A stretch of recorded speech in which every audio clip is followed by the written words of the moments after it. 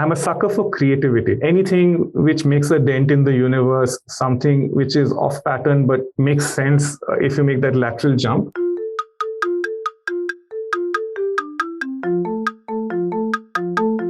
This week, we are brought to you by Attest. Attest is a consumer research platform that enables brands to make customer understanding a competitive advantage with continuous insights. By combining unparalleled speed and data quality with on-demand research guidance, the platform makes it simple and fast to uncover opportunities with consumer data and grow without guesswork.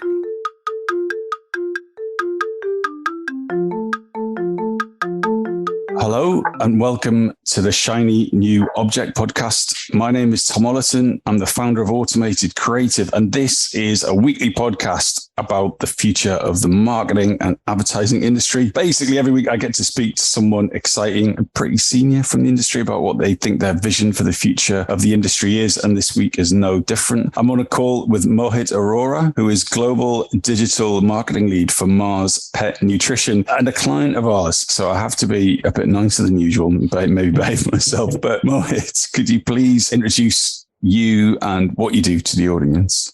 Hey, thank you, Tom. Thank you for having me on the call. And so I'm a mechanical engineer who has a leaning for the arts and philosophy, and then that's what kind of got me a little rattled 3 years into engineering on whether I'm in the right path. Made a jump, took an MBA. I've been in CPG marketing ever since. That's been 15 years now and been enjoying every bit of it. Currently, as you said, I'm the global digital marketing lead for Mars Pet Nutrition business. And my career has been largely on brands, then portfolio of brands, head of marketing, and now I'm on a global role. It's a big title. Broadly, what I do within this is with our other members in the team, try to work towards a smart data strategy for how we want to build our business. And then the other piece is run a very interesting modern marketing innovation pipeline, the data-driven marketing pipeline, broadly getting ideas from outside in, getting a bunch of people together, figuring out globally big transformation ideas and letting them run through. So that's a little on me and my background. Right. I need to understand the meeting point between mechanical engineering and philosophy. Surely that isn't pet nutrition marketing, but no. That's me being an Indian and my parents being smart enough when I was younger, in graduation or before.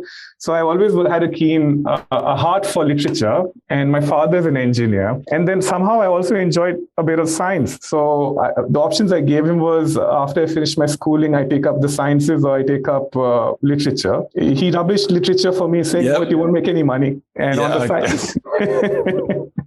And then when I become a little bigger, I realized I can't do this. I can't get into a factory and work. It's not me. And that's the change then. Right. So, and I'm curious to know which bits of philosophy, literature, and mechanical engineering evidence themselves in your work on a daily basis? So a lot of engineering, actually.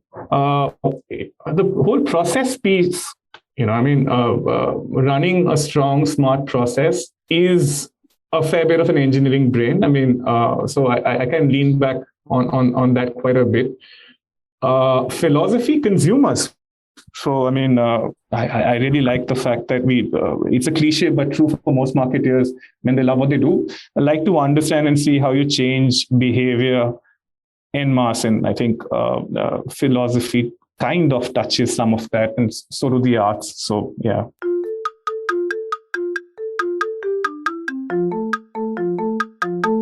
So across that career and with this role, you're talking about some stuff like big transformation, data strategy, data-driven marketing pipeline, which I'm privy to from Mars Petcare for obvious reasons. But that's a lot. That's a lot of brands. That's a lot of markets. That's a lot of channels. That's a lot of different audiences. How do you deal with the guaranteed overwhelm that's going to strike you from time to time? Yeah, no, so that does happen. And I've become better on this. So over the years, really. So I used to get a lot more than before. I use three things which work well for me. It worked like magic, actually, and they work probably in steps. So music is the simplest and the easiest one. I use a lot of that. It helps me concentrate, focus, remove the chatter. I work well where there's instrumental music at the background and I need to do some long thinking. I meditate. So that's the one which I've picked up around 10 years back. And it's really helped a lot to settle me down. It kind of calms you and helps you see the big picture. Whichever form of meditation you pick up, I strongly recommend spending some time to give to yourself and getting some silence inside is a big one. So meditation works for me. The third, which I've used recently, around the last 2-3 years, and I wonder why haven't I used this before, is having a life coach. Now that's a big one, right? But I'm broadly using the word life coach for having either a spiritual guru, having a belief in certain philosophies, or actual practitioner, an expert who helps you. Now, I'll unpack that for you. So a life coach helps you take, or it takes you, gives you a long view. You start looking at life, not just for what's going to be tomorrow, what's the next big presentation going to look like. It helps you to step back, think about your values and principles, and see what I want to do with my life 5 to 10 years ahead. So it's a big one. It's helped me, and I would strongly recommend to others, think of it in one form or the other, and try to get that long view. You don't get so overwhelmed after that, really. So can you give me an example of one of your values and your principles? So I have 2 or 3 which really help me make choices.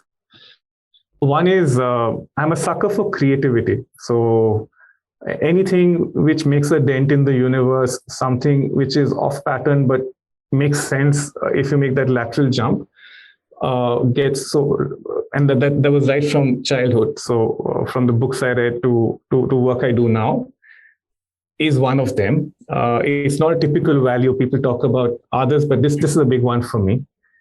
It helped me in work too. And the other is genuinely being mutual and making a difference. I mean, the more I grow, I realize, I've been blessed, and it's a humbling experience of growing from where I was to where I am now. So I do genuinely look at opportunities to make a difference in any form, to friends, family, work. So coming back from your long-term ambitions and very much in the short term, what is the top marketing tip that you find yourself applying or sharing most often? So this one's, I'm possibly thinking people would know quite a bit on this, but I'll share anyhow. It was a penny drop for me.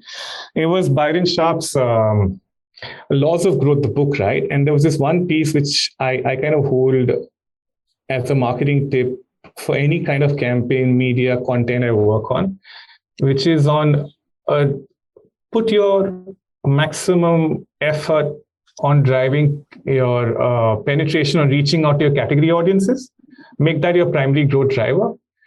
And I love the way he has again and again, both in the book and then he's worked with us as an organization, shown how your light users and your ultralight users in fact make the Pareto of the consumers annually that buy your brand. I remember one chart which I always use as an example for anyone who doesn't. I mean, I didn't believe in this. I was always a big believer in, there's loyalty, there's all the other stuff which you need to do. But this chart sticks to me is around Coke. And he talks about how, at least that's the data he shares, in the US, more than 90% of the users who bought Coke on that particular year when he's done the tracking happen to be people who have consumed Coke once or twice in the whole year. So, wow. So I'm not saying just go after reach, but post that, I've always kept in mind reaching out to your category is a primary growth driver, and build on the others for sure. So Byron Sharp is definitely the most quoted person in about 200 episodes of this podcast. Oh, yeah, shit. I've gone through them to sound smarter than. and which is interesting in its own right. And congrats to Byron. But if everyone and I mean almost everyone quotes him. If everyone's doing it, doesn't that level the playing field? No, I mean, it doesn't work like that. The way it works is there's a category and there are consumers who are within it. So growth will come from people who haven't tried. So incremental growth, to be more specific, not just growth. So growth will also come from people who are buying your product and you upgrade them or drive frequency of purchase. The incrementality will come from people who haven't bought. So that, I think, is also logical somewhere in my head. But the piece I'll also share, Tom, people quote this, but I don't know how many of us, including me at times, follow it through very strongly. Yeah. So that probably might be one reason why we hear a lot about this and it doesn't get applied as much, maybe.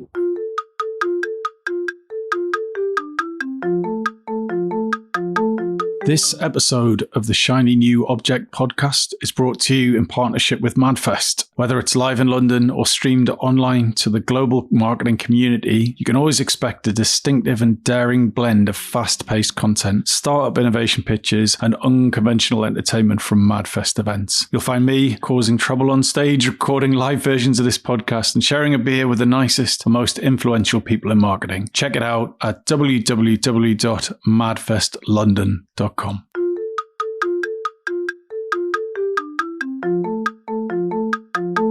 We now need to move on to your shiny new object, which is very long, but I'm going to read it out as you sent it to me, and I appreciate you. I appreciate you doing that. But your shiny new object is winning in ambiguity in the context of modern marketing. So I know all of those words mean individually, but together, why is that your shiny new object? And can you cast some light on that, please? Yeah, so I thought on this, what do I put in and what am I obsessed with of late and should talk about? So I am currently, with the role I play the last 3 years, so recency makes an impact. So I've been on a digital transformation for Mars, and in the role that I play, I've seen it quite keenly from close quarters.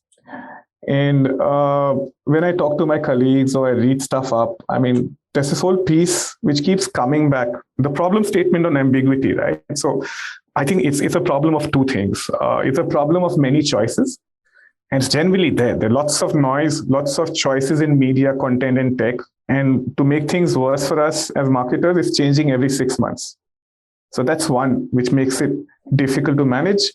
The other is the subject matter expertise, this whole piece in which I think it's becoming a lot more expert, the marketing field. So the new is very new. At times it's too technical. It is expert, it's deep. So things like clean rooms, identity solutions. So I think it's leading to somewhere, Tom, a digital divide in the industry. So you're getting subject matter experts who work inside, and the silos which are coming in. So I think these are two places or two pieces which underline the whole winning in ambiguity. So this causes the ambiguity. And then I have, over the period of the last 3 years, personally felt two things which have really helped me hack through it. So yeah, I wanted to talk about those two. So just one point that it always jars with me. I mean, I haven't actually been in the industry that long. I came started very late in life, and I've been, I think, 14 years, something like that. And I've constantly heard one of your phrases all the way through, which is everything's constantly changing. And that kind of jars with me because, yes, it is. There's always new things. It's essentially people trying to sell you new things, right? As well as new behaviors. Yeah. But doesn't new become a constant as opposed to this thing like, oh, everything's changing so quickly and everyone seems so flustered about it. I'll tell you what happens. I'll give you the honest answer on big organizations. So when things change too quickly, so currently, COVID didn't help.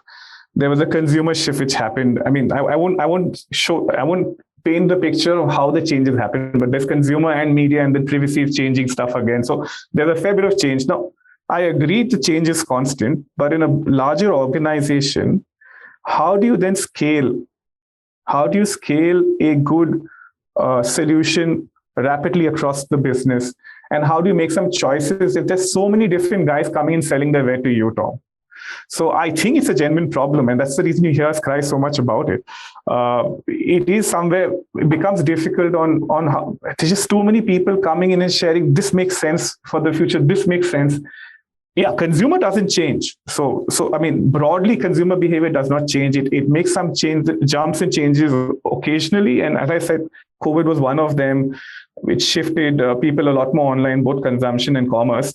But yeah, I think the problem is that technology is giving you one too many options, and then as an organization, as a senior leadership, you at times don't know what to go after. So that's my take. Yeah, I can see that as a challenge, and to be on my honest answer as well, I am one of those suppliers. I am part of the problem, right? I want to get into big brands and share our solution with the complete belief that it's right for most people. But then there's another 100 Toms or Tinas or whatever trying to do exactly the same thing. So it's interesting to hear it from your point of view. But anyway, I cut you off. So you were talking about the two silos.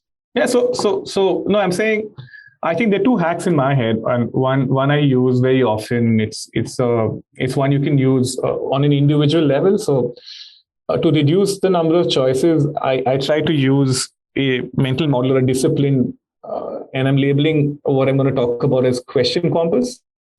I try to filter an element. It's an elimination technique. So if there are 15 different people coming in and sharing, you know what, here is a really cool, different way of looking at dynamic content optimization. It only looks at social. If someone else coming with a new idea. So if there are a bunch of people coming with new data-driven technology, emerging platform options, I use what I'm calling a question compass. I just put a few questions in my head before I start any of these conversations, either with a new person who's pitching in, or even on a campaign which is kicked off, or reviews. My 3 questions, and yours could be different. So, but the 3 questions I ask myself always with the discipline is what the person sharing going to solve against my stated goal and key outcomes for this project? Can the impact from it be measured? Because that's another place where it might sound like it's going to solve, but it's not being measured. And will it really add incremental value, or versus what I'm currently doing? So I use that as a filter, as my question compass.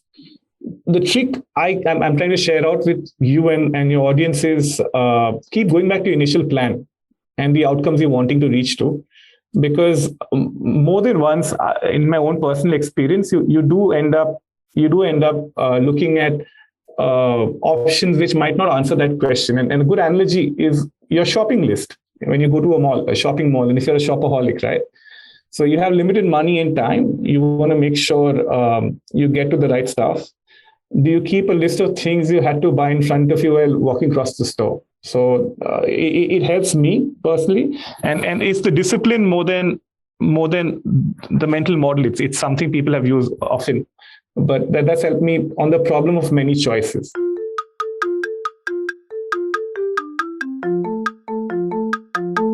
That is so interesting to me, and I'm proud to be a sales guy. That's largely my function in the business. And those questions are so exciting. Is this going to solve the key outcomes? Every salesperson is going to say yes, aren't they? Can it be measured?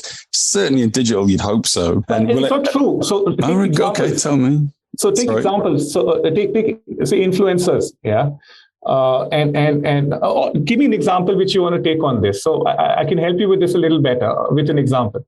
I think it's the second why which you need to ask, and for me it helps. But we could do that thought experiment right now if you have an example. Sorry, I'm not sure what you mean by do I have an example. I mean, you said influencers, so we could. Let's take influencers. Yeah. So is it really solving against? So you need to first be very clear on what you want to do with your campaign.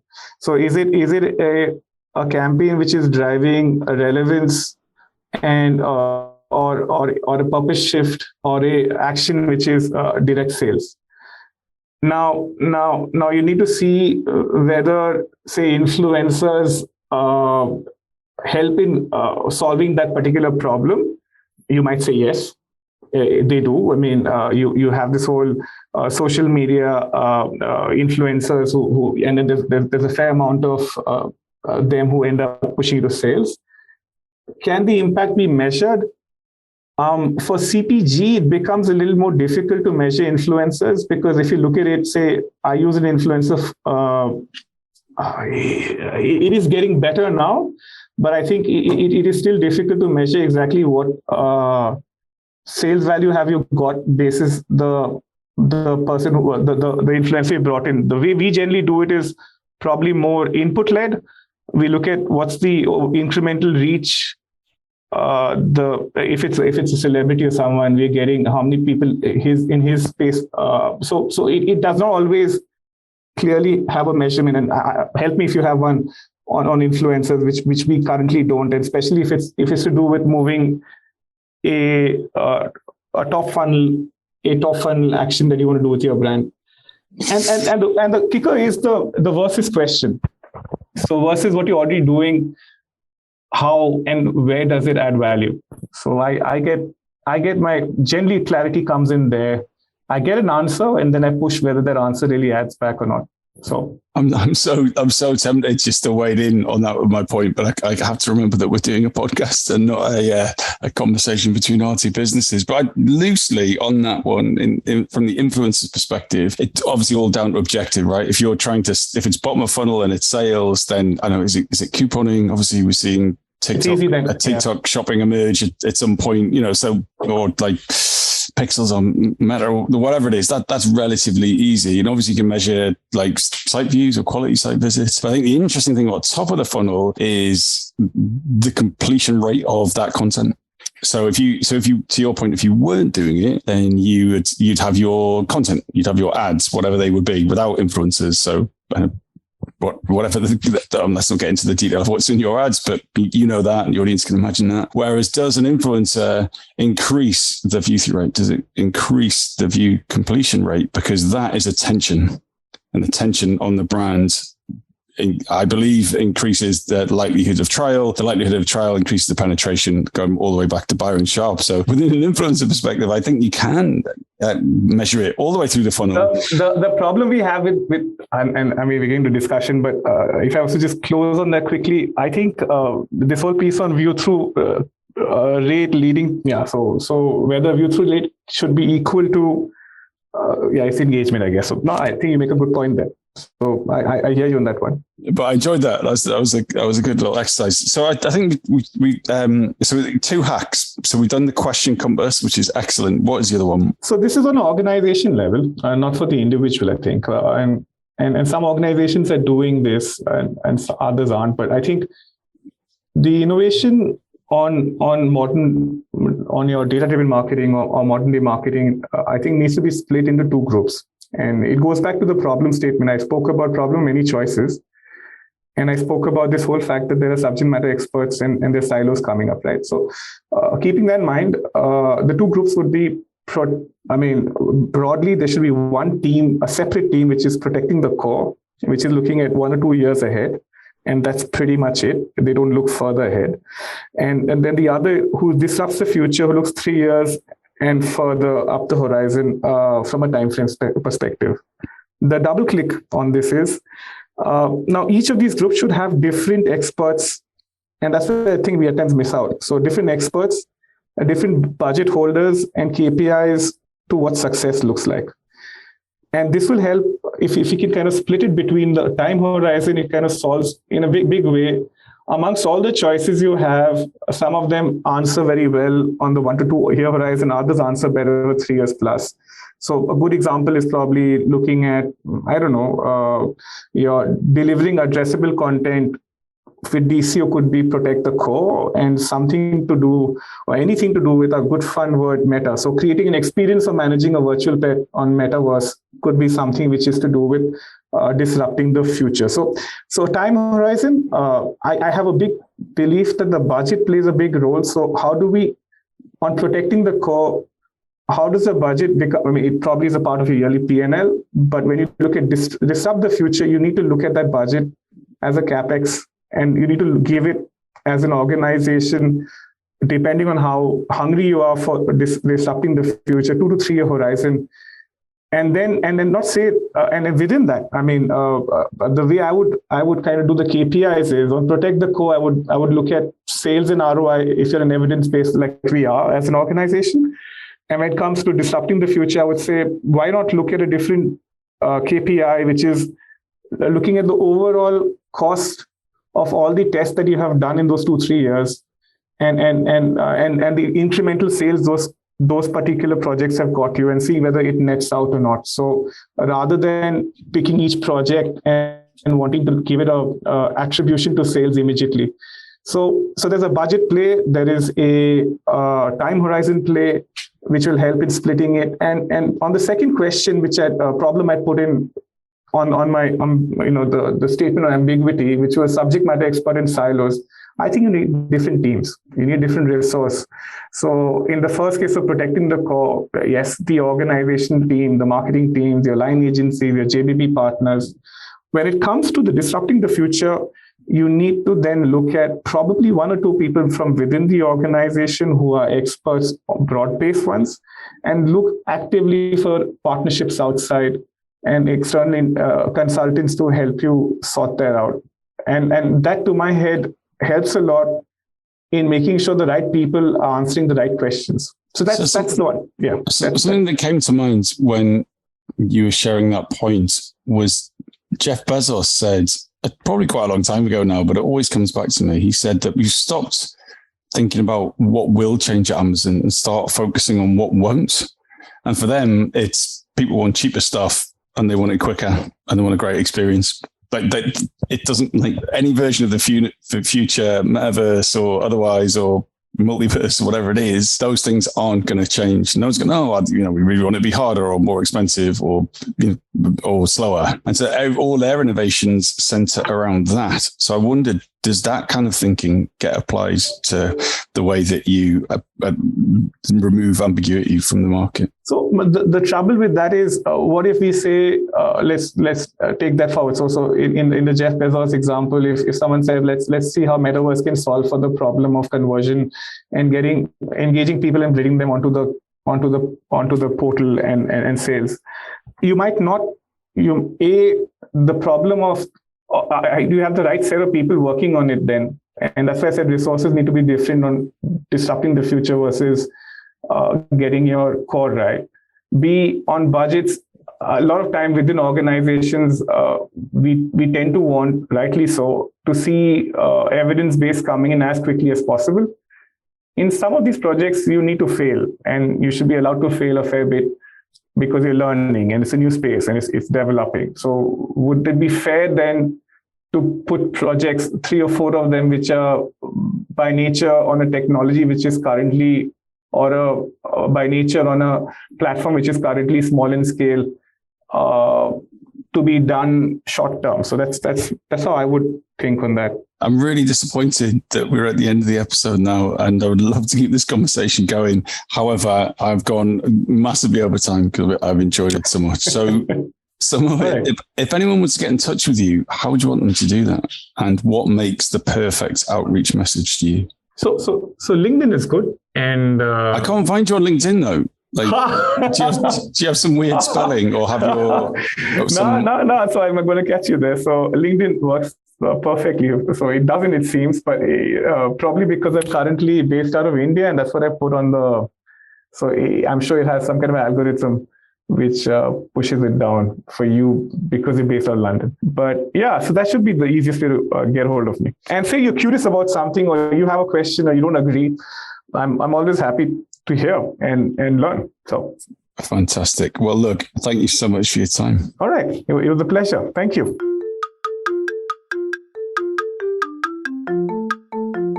Hi. Just before you go, I'd really appreciate it if you could take the time to write a review of the shiny new Object podcast on Apple Podcasts or iTunes, whatever it's called these days, or whichever podcast provider you use. We're an indie podcast, so it would go a long way for us if you could just share the word and give us a bit of a support on those channels. That would just be fantastic. If you haven't got time, that's also cool. And yeah, if you could tell your colleagues about the podcast, and also, if possible, don't forget to subscribe. And I'd love to hear your feedback. If you'd like to speak on the podcast or be a guest or you think I'm asking the wrong questions, anything, I'd be super interested to hear what you think. So please email me at tom@automatedcreative.net. That's TOM at, I'm not going to bother spelling it. Anyway, you'll work it out. Thanks so much.